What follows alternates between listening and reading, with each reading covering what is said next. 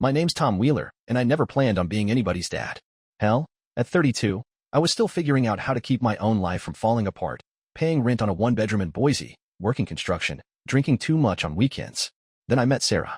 She was steady, kind, the kind of woman who made you want to be better just by standing next to her. She had a son, Caleb, 7 years old, all skinny legs and big brown eyes that looked right through you.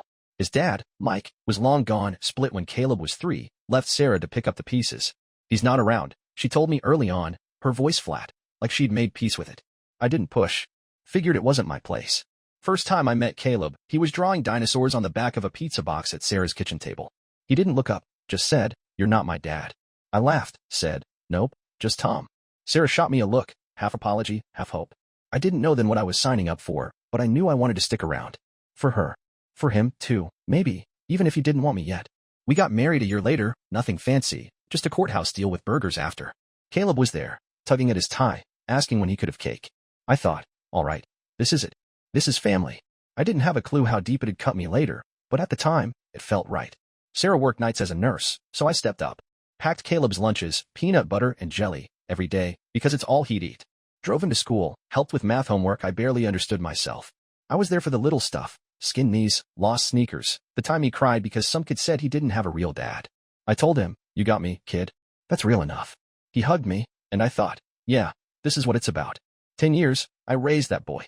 Built his Pinewood Derby car for scouts, cheered at his soccer games, worked extra shifts to cover his braces. Sarah and I didn't have much, but we made it work. I didn't give a damn that I wasn't his blood. Caleb was my son, even if I never said it out loud. I figured he knew. Kids feel that stuff, right? But love's a funny thing. You pour it out, thinking it's enough, and sometimes it just sits there, unclaimed, until you realize you've been carrying the weight alone. It started small, the cracks. Caleb hit 16, got a phone, started locking his door. Normal teenage crap, I told myself. But then I'd catch him texting Mike, his real dad, who'd pop back into his life like a ghost who'd never left. Mike sent him $100 for his birthday, showed up once with a used skateboard. Caleb acted like the guy hung the moon. I didn't say nothing, but it stung. I'd been there every day, not some deadbeat dropping in for clout. Sarah said, "He's just curious, Tom. Don't make it a thing." So I didn't. Kept showing up, kept paying the bills, kept thinking love would win out. By senior year, Caleb was drifting. Barely talked to me unless he needed cash for gas. Sarah was stretched thin, working doubles, and I was the one holding it together, cooking dinner, signing permission slips, making sure Caleb didn't flunk algebra. I planned his graduation party, rented a tent, grilled burgers for 20 kids. Mike showed up late, stayed 10 minutes, gave Caleb a fist bump and a "proud of you, champ." Caleb beamed. Posted a picture with him on Instagram. My dad and me, best day ever. I wasn't in it. Not a mention. I'd spent $600 on that party, stayed up till 2 cleaning up. But in his world, I didn't exist. That night, I sat on the couch, beer in hand, staring at that post. My chest felt tight, like I couldn't get enough air. I asked him the next day, trying to keep it light, "Hey, buddy, how come I didn't make the cut for your pictures?" He shrugged, didn't look up from his phone. "Didn't have room, Tom. It's not a big deal. Not a big deal. 10 years of my life, and I was just extra baggage."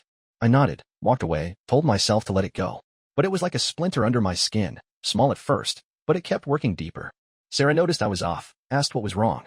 I showed her the post, told her how it felt like I was invisible. She sighed, said, "He's a kid, Tom. He doesn't mean it like that." But I saw it in her eyes, she knew he did. She just didn't want to face it. I let it drop, went back to being the guy who fixes things. Fixed the leak in the bathroom, fixed Caleb's bike tire, fixed dinner when Sarah was too tired. But inside, something was breaking, and I didn't know how to fix that. A month later, Caleb hit me up for money. Texted me at work. "Yo, Tom, can you cover my car insurance? Dad says he's broke." I stared at that word, Dad. Not me, Mike. The guy who didn't know Caleb's shoe size or what he was allergic to. I sent the money, $200, but it felt like I was paying for my own erasure. That night, I lay awake, Sarah snoring beside me, and I thought, how long am I going to do this? How long am I going to be the guy who gives everything and gets nothing back? I didn't have an answer yet. But that question, it was the first spark of something bigger, something that had burned through my life and leave me standing in the ashes, wondering how I didn't see it coming. I've always been the guy who shows up. Flat tire? I'm there with a jack. Friend needs a couch moved? I'm hauling it up 3 flights. So when I married Sarah and took on Caleb, I didn't think twice. Being there was what I did. 10 years in, though, I was starting to feel like a mule loaded down with everybody else's baggage, trudging through mud while they rode free. Caleb's graduation was supposed to be a high point, proof I'd done something right. Instead, it was the first time I saw how little I counted in the picture I'd spent a decade painting. Senior year was chaos. Sarah was pulling extra shifts at the hospital, so I was on Caleb duty full-time. I'd get home from swinging a hammer all day, my back screaming, and still make sure he had dinner, spaghetti most nights, because it was cheap and he'd eat it. I'd check his homework, nag him about college applications, drive him to soccer practice when his junker car wouldn't start. I didn't complain. That's not who I am. But I noticed Caleb wasn't saying much back. No, thanks, Tom. No, how's your day? Just a grunt or a nod, like I was the hired help. The graduation thing hit me sideways. I'd saved up for months to make it special. Rented a pavilion at the park, bought a cake from that fancy bakery Caleb liked, even sprung for a banner that said, "Congrats Caleb 2025. I spent the day before stringing lights and hauling tables, my hands raw from the work. Sarah helped when she could, but she was dead on her feet from a double shift. I didn't mind. I wanted Caleb to have a moment, you know? Something to look back on and think, yeah, that was a good day. Day of the ceremony, I'm in the bleachers at Boise High, sweating in my one good shirt, clapping like a fool when Caleb walks across the stage. Sarah's next to me, tearing up. Mike, his real dad, is there two rows up, snapping pictures like he's been around the whole time. He hadn't. Guy didn't know Caleb's favorite food or what classes he was taking, but there he was, playing proud papa. I swallowed it down, told myself it didn't matter. I was there for Caleb, not for credit. The party was a hit. Caleb's buddies showed up, music blasting, kids laughing. I'm flipping burgers, keeping the cooler stocked, making sure nobody sneaks off with the beer I hid for the adults. Mike rolls in an hour late, gives Caleb a handshake and a $20 bill, says, "Big day, kid." Caleb lights up like the guy just handed him a winning lottery ticket. I'm watching from the grill, spatula in hand, feeling like I'm outside my own life looking in. Mike leaves before the cake's cut. Doesn't say a word to me or Sarah. I clean up alone after, stacking chairs till midnight, while Sarah takes Caleb home to crash. Next morning, I'm scrolling through my phone, nursing coffee, when I see Caleb's post. It's him in his cap and gown, Mike standing next to him, both grinning. Caption says, "Couldn't have done it without my dad. Best guy I know." I stare at it, waiting for it to make sense. I was there that day, took half the pictures on Sarah's phone, drove him to the ceremony, paid for the whole damn party. But I'm not in the frame. Not a mention. Like I was a ghost who didn't show up in the photo. I don't say nothing right away. Figure I'll let it sit, cool off. But it's like a rock in my shoe, poking me every step. That night, I'm washing dishes, and Caleb's on the couch, texting. I dry my hands, walk over, try to keep it casual. "Hey, saw your post. Pretty cool day, huh?" Just wondering why it didn't make the cut. He doesn't look up, just shrugs. "Didn't think about it, Tom. It's just a picture. Just a picture." I stand there, feeling the air go heavy. I did a lot for that day, Caleb. Kinda thought I'd at least get a nod. He sighs, like I'm the one being difficult. "It's not about you, all right? I wanted my dad in it." His dad. Not me. Mike, who didn't know Caleb's middle name or that he's allergic to shrimp. I nod, walk back to the sink, start scrubbing a pan that's already clean. Sarah's in the bedroom, passed out from work. I don't tell her. What's the point? She'd say he's just a kid, that I'm reading too much into it. But I'm not. I know what I saw in his eyes, same thing I heard in his voice. I wasn't his dad. I was just Tom, the guy who paid the bills and showed up when nobody else did. That week, I'm at work, hauling lumber, when my phone buzzes. It's Caleb. "Hey, Tom, can you send me $50? Need gas to get to my new job." "No please, no nothing." I stare at the text, my thumb hovering over the send button for my bank app. I've covered his gas before, his phone bill, new cleats when his old ones blew out. Never asked for a dime back. But this time, something stops me. I text back, "Ask your dad. He's the best guy, right?" I hit send before I can overthink it. He doesn't reply. That night, I'm lying in bed, Sarah breathing soft beside me. I'm staring at the ceiling, replaying it all, 10 years of lunches, carpool, late nights fixing his bike. I think about that post, Caleb shrug, the way he said, "My dad," like I was nothing. I'm not mad, not exactly. It's worse. I'm tired. Tired of being the guy who's always there, only to find out there's no room for me when the spotlight's on. I don't know it yet, but that moment's the first domino. It's gonna knock down everything I thought I knew about family, about love, about what it means to be a father. And when it all falls, I'm gonna have to decide whether to rebuild or walk away. You ever feel like you're shouting in a room full of people, but nobody hears you? That's where I was at after Caleb's graduation. I'd spent 10 years being the guy who showed up for him, fixed his bike, paid for his summer camp, sat through his Godawful recorder recitals. But that summer, it was like I'd vanished. Caleb was 18 now, working part-time at a smoothie shop, talking about moving out. Sarah was still pulling long hours at the hospital, leaving me to hold down the fort. I kept thinking things would settle, that Caleb would see what I'd done for him. I was wrong. It wasn't just the graduation post that got me. It was the way things piled up after. Like, a week later, I'm mowing the lawn, sweating through my shirt, when Caleb pulls into the driveway in his beat-up Civic. He hops out, all grins, holding a new pair of sneakers, bright red, probably $100. I shut off the mower, wipe my forehead, and say, "Nice kicks. Smoothies pay that good." He laughs, says, "Nah, Dad got him for me." Dad. Mike. The guy who didn't know Caleb had asthma till I told him 2 years ago. I nod, go back to mowing, but my chest tight, like I swallowed a stone. I tried talking to Sarah about it that night. She was in the kitchen, chopping onions for chili, looking like she hadn't slept in a week. I leaned against the counter, said, "Caleb's been leaning hard on Mike lately. Feels like I'm getting erased." She didn't look up, just kept chopping. "Tom, he's figuring himself out. Mike's shiny and new. It'll pass." I wanted to believe her, but it wasn't passing. It was getting worse. Caleb wasn't just pulling away, he was rewriting me out of his story. Then came his birthday. I went all out, like always. Planned a barbecue in the backyard, invited his friends, bought a cake with chocolate frosting because he loved it since he was a kid. I even got him a gift, new headphones, the kind he'd been eyeing online. Cost me $200, more than I should have spent, but I wanted him to know I saw him. Day of the party, I'm firing up the grill, setting out folding chairs, making sure everything's right. Sarah's at work, so it's on me. Caleb's friends show up, music's blasting, everybody's laughing. I'm in my element, flipping burgers, cracking dumb jokes. Mike shows up an hour in, uninvited. Walks in like he owns the place, wearing a leather jacket that looks like it cost more than my truck. He hands Caleb a wrapped box, small, fancy paper. Caleb tears it open. It's a smartwatch, probably $300. Everybody oohs and ahs. Caleb's grinning ear to ear, says, "Thanks, Dad. This is awesome." I'm standing by the grill, spatula in hand, watching it happen. Nobody looks my way. Not one kid says thanks for the food, the setup, nothing. I keep flipping burgers, act like it's fine. It's not fine. Later, I'm cleaning up, stacking plates, when I hear Caleb out front with his buddies. He's showing off the watch, saying, "My dad's killing it. He's got my back." I wait for my name, for anything. Nada. I'm the guy who spent all day making this happen, who's been there every birthday since he was 7. But I'm not in the conversation. Mike's the hero for a shiny gadget. I shove the plates in the dishwasher harder than I mean to.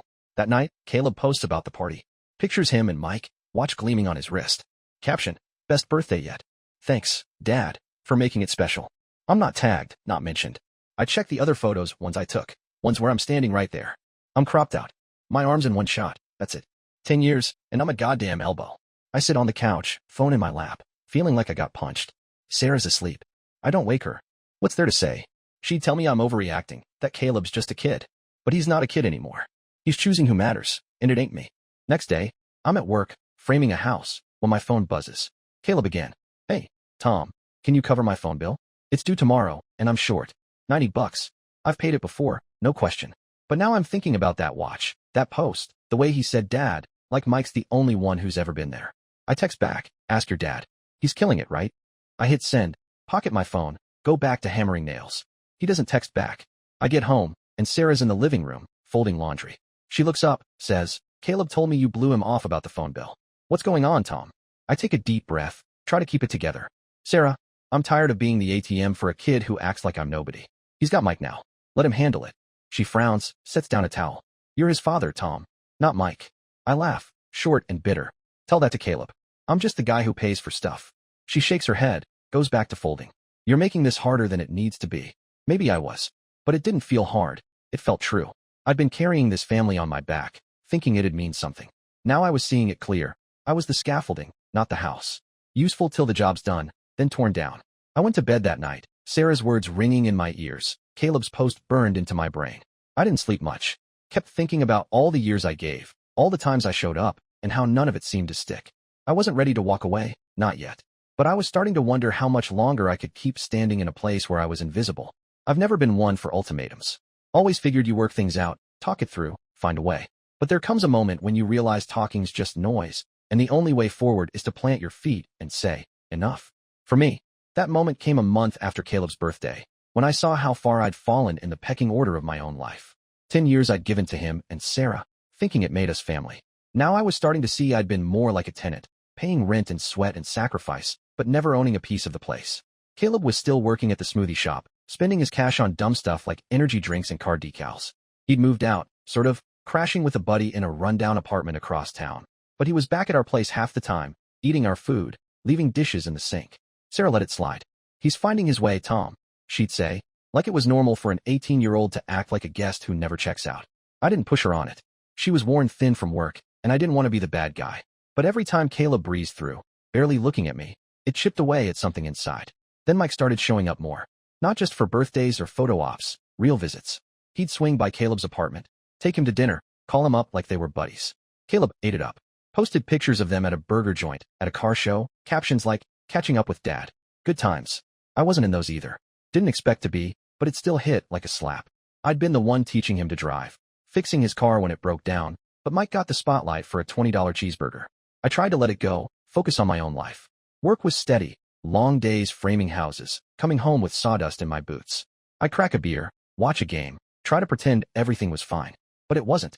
Sarah was distant, always tired, and when we did talk, it was about bills or Caleb's latest drama. I felt like a ghost in my own house, floating through rooms where nobody saw me. The breaking point came on a Tuesday. I'm at the kitchen table, balancing our checkbook, when my phone pings. It's Caleb, texting from his apartment. Hey, Tom, can you spot me for rent? I'm short $300. Dad's tapped out. I stare at the screen, my jaw tight. $300.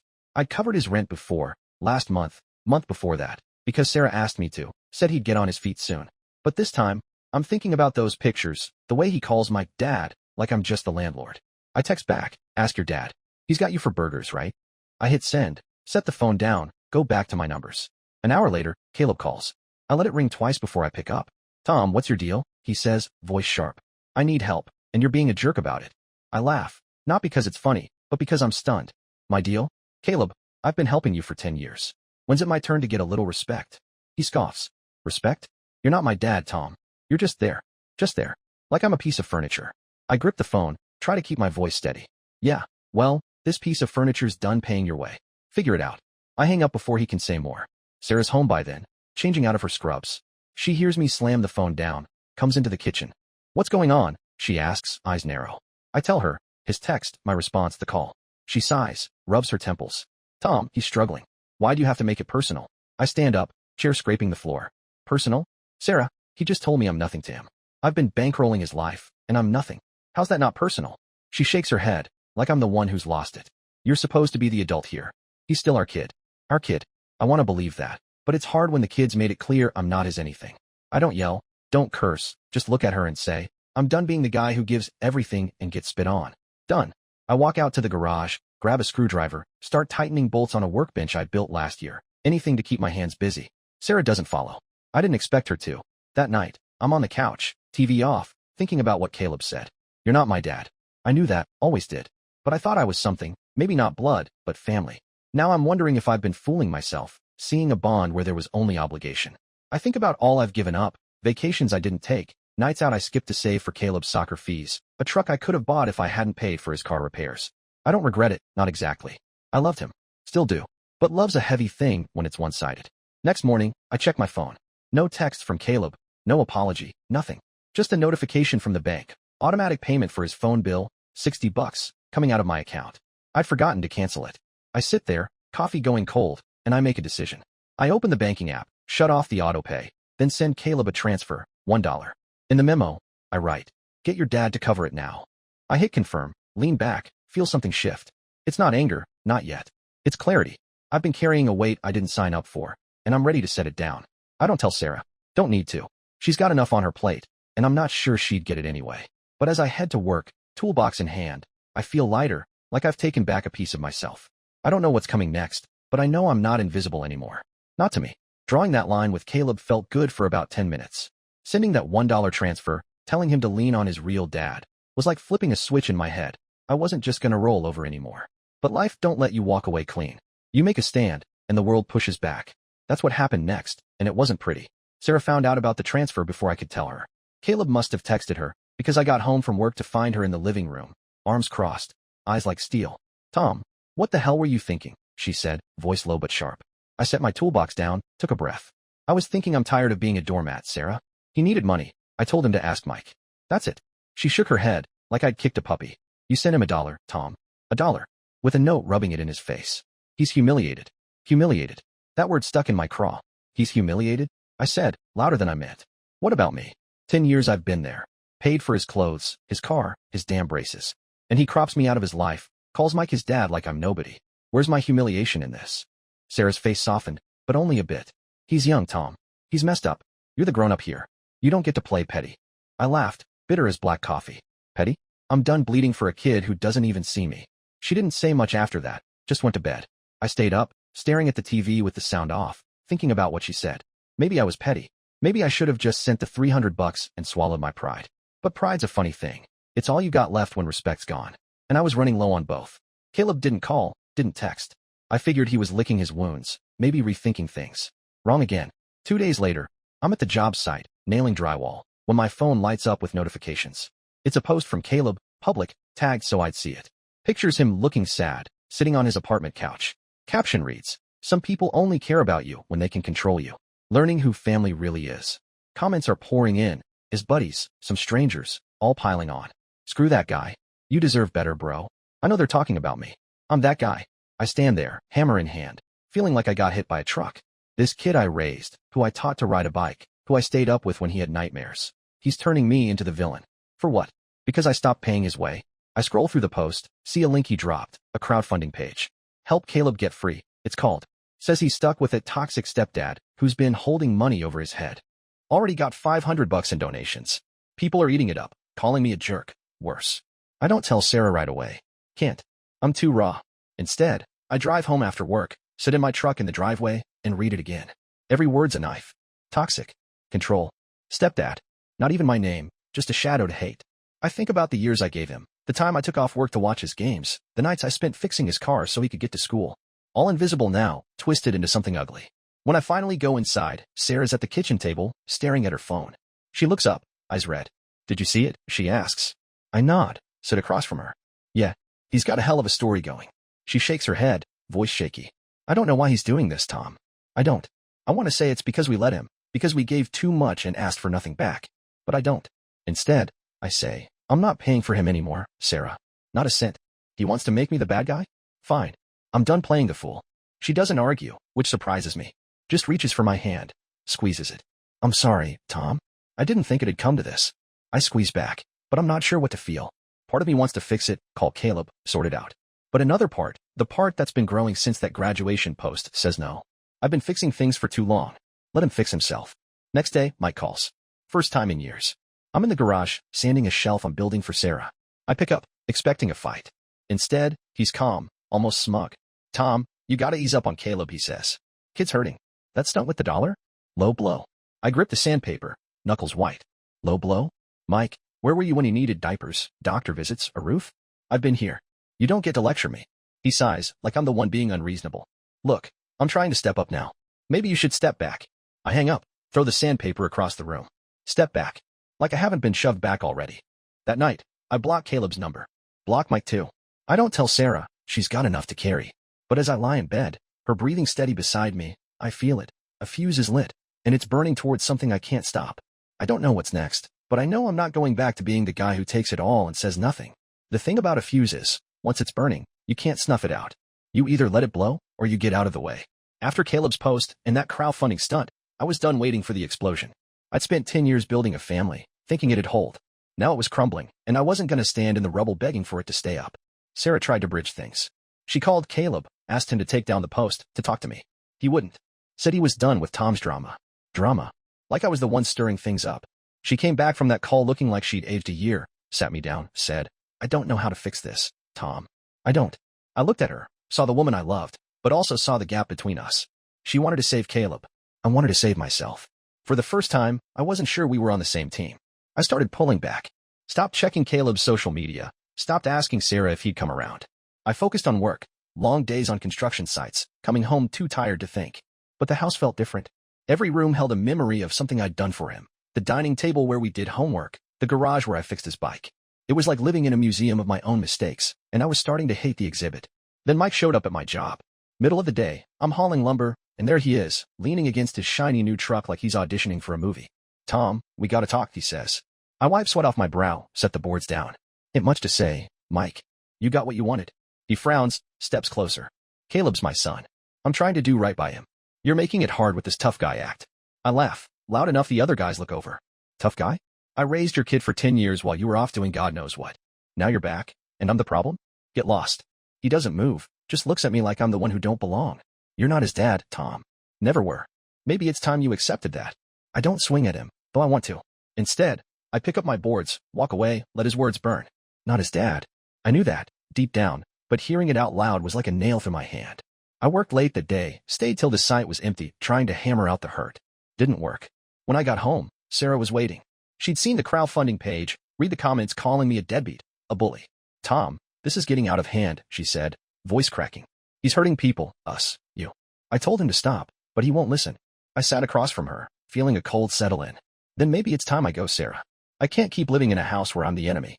Her eyes went wide. Go? Tom, no. We're a family. I shook my head. Slow. We were.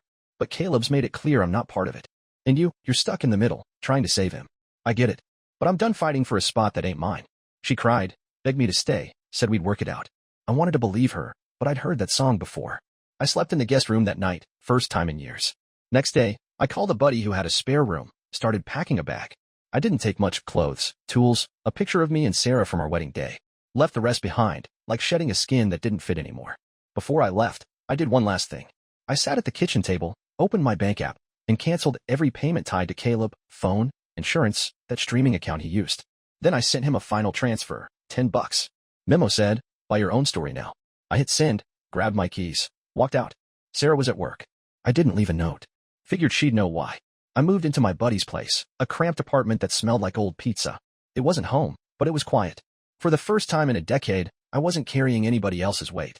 I thought it'd feel like freedom. Instead, it felt like falling, like I jumped off a cliff and hadn't hit bottom yet. Leaving ain't the same as closing a door. You walk out, but the echoes follow, voices, memories, questions about what you could have done different. I spent 10 years being Caleb's dad, or something close to it, and when I left, I thought I'd shed that part of me. But you don't just shake off love, even when it's been kicked around. What you can do is choose what to carry and what to leave behind. That's what I learned in the months after I moved out. I settled into my buddy's place, then found my own, a small rental on the edge of Boise, nothing fancy, just a bedroom, a kitchen, and a porch where I could drink coffee and watch the sun come up. Work kept me busy. Construction was booming, and I took every overtime shift I could. Hammering nails, pouring concrete. It was honest, and it didn't ask me to feel anything. Nights were harder. I'd sit with a beer, no TV, no radio, just my thoughts. Kept expecting Sarah to call, or Caleb to show up, saying he'd screwed up. They didn't. Sarah reached out once, a week after I left. Texted me, Tom, can we talk? I hate this. I stared at the message for an hour, wanting to say yes, wanting to fix it. But I kept seeing Caleb's post, Mike smirk, the way I'd been erased. I texted back, need time, Sarah. I'm sorry. She didn't reply. I heard through a mutual friend she was struggling, working too much, worried about Caleb, who was still leaning on Mike. Mike, of course, was already flaking, missing dinners, forgetting promises. Same old story, just a new chapter. Caleb's crowdfunding page didn't last. People started asking questions. Why is this kid trashing a guy who raised him? Someone dug up an old photo of me and Caleb at a scouts camp out. Me teaching him to tie knots, both of us laughing.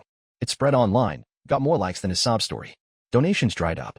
He deleted the page, but not before it cost him. I heard his boss at the smoothie shop let him go, didn't like the drama. He moved back in with Sarah, then out again when Mike offered a couch. Didn't last. Mike's not built for responsibility. I didn't follow it close, just caught bits from friends. Didn't need to. I was done being part of their script. Instead, I started building something new. Got a dog, a mutt from the shelter, part lab, part who knows what. Named him Rusty, because he was scrappy and loyal, no questions asked. Took him on hikes, taught him to fetch. He'd sleep at my feet. Never once made me feel like I wasn't enough. Funny how a dog can teach you what family's supposed to feel like. One day, I'm at the hardware store, buying paint for my place, when a guy recognizes me. Says he saw the online mess, knew I got a raw deal. You're better off, man, he says. Some people don't know what they got till it's gone. I nod, thank him, move on. But it sticks with me, because he's right. I was better off, not because I hated Caleb or Sarah, but because I finally saw my own worth. Months later, I got a letter. Handwritten, postmarked from Boise. Caleb's name on the return address. I sat on my porch, Rusty at my side, and opened it. Inside, he wrote, Tom, I messed up. I didn't see what you did for me, not really. I was mad, stupid. You were more a dad than Mike ever was. I don't expect you to forgive me, but I'm sorry. I read it twice, folded it, set it down. Didn't feel anger, didn't feel joy, just a quiet ache. I didn't write back. Not yet. Maybe not ever. Forgiveness ain't a switch you flip. It's a road, and I'm still walking it. Sarah called a few weeks after. Said she and Caleb were trying to rebuild, that Mike was gone again. Asked if I'd meet her for coffee. I said no, not because I don't love her. I always will, but because I'm not ready to step back into that life. I wished her well, hung up, went back to my day. Now I'm here, in my little house, Rusty snoring on the rug. I work, I hike, I grill steaks on weekends. Sometimes I think about Caleb, wonder if he'll figure it out. I hope he does, but it's not my job to carry him there. I gave what I had, and it wasn't enough for him. That's okay. It's enough for me. I used to think family was about blood or promises, about showing up no matter what. Now I know it's about who sees you, who stays when it's hard, who doesn't crop you out of the picture. I'm building that family now, Rusty, a couple buddies, the guy at the coffee shop who knows my order. It's small, but it's mine. And when someone asks if I've got kids, I say, had one, for a while. They don't push, and I don't explain. The truth's complicated, but my peace ain't. I'm Tom Wheeler, and I'm enough.